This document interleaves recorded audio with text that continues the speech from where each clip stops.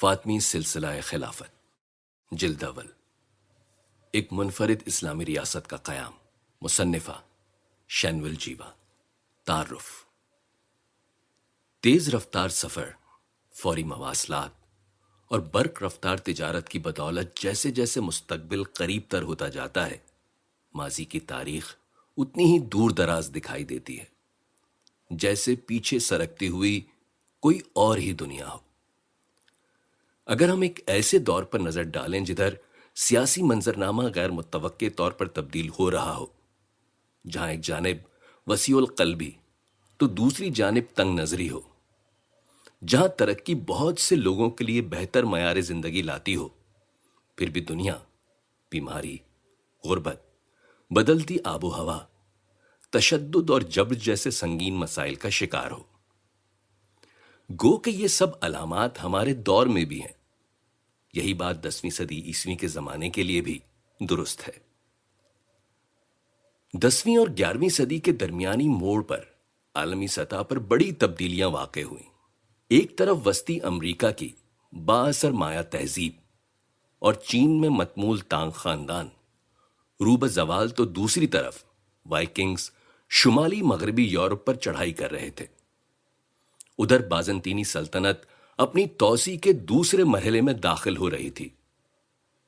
3 اسلامی خلافتوں کے وجود کے ساتھ مسلم تہذیب ترقی کے منازل طے کر رہی تھی۔ 10ویں صدی عیسوی کی متحرک دنیا میں بحیرہ روم کے ساحلوں سے ایک شیعی اسماعیلی فاطمی خانوادہ ابھرا، جس نے متنوع مذہبی اور نسلی آبادیوں پر 2.5 صدیوں سے زیادہ عرصے تک حکومت کی۔ اپنے عروج کے زمانے میں فاطمی سلطنت شمالی افریقہ میں بحر اوقیانوس کے ساحلوں سے لے کر مشرقی بحیرہ روم اور بحیرہ احمر کے ساحلوں تک پھیلی ہوئی تھی، جس میں مکہ اور مدینہ کے مقدس شہر بھی شامل تھے۔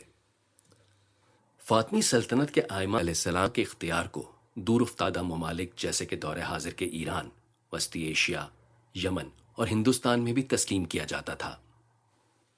فاطمی حکومت قرون وسطیٰ کی مسلم دنیا کی ابتدائی پائیدار شیعہ خلافت کی ترجمان تھی، اور یہ وہ زمانہ تھا جب اس حکومت کو پھلنے پھولنے کا عظیم موقع ملا۔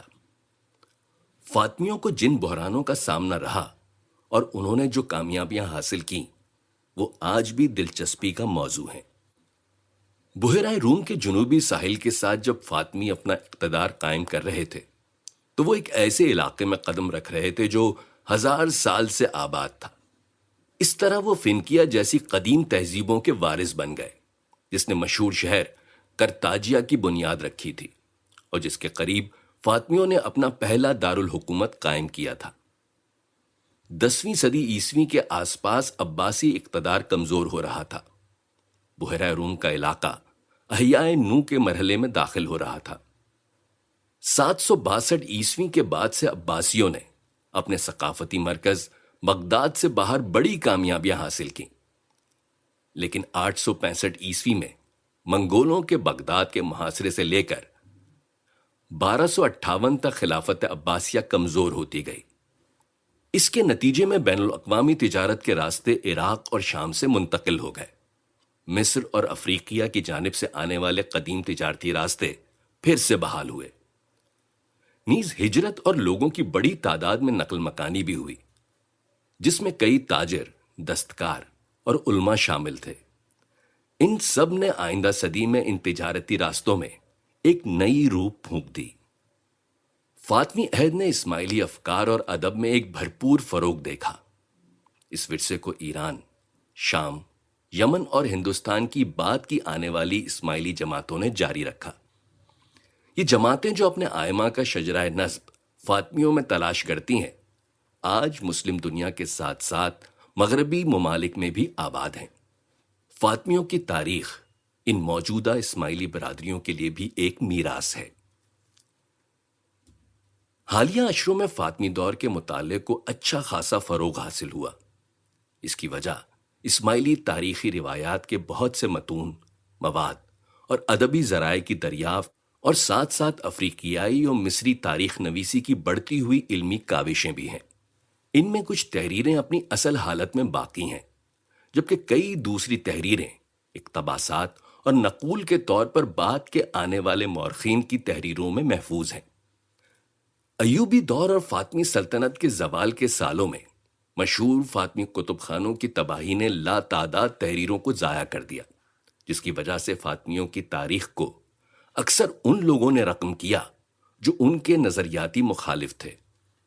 مسلم علاقوں میں بطور پہلی شیعی ریاست جس کی حکمرانی مسلم دنیا پر 2 صدیوں سے زائد عرصے تک جاری رہی، عباسی تاریخ نویسوں نے ان فاطمیوں کو متواتر منفی انداز میں پیش کیا، جو بعد ازاں مسلم تاریخ کا غالب بیانیہ بنا۔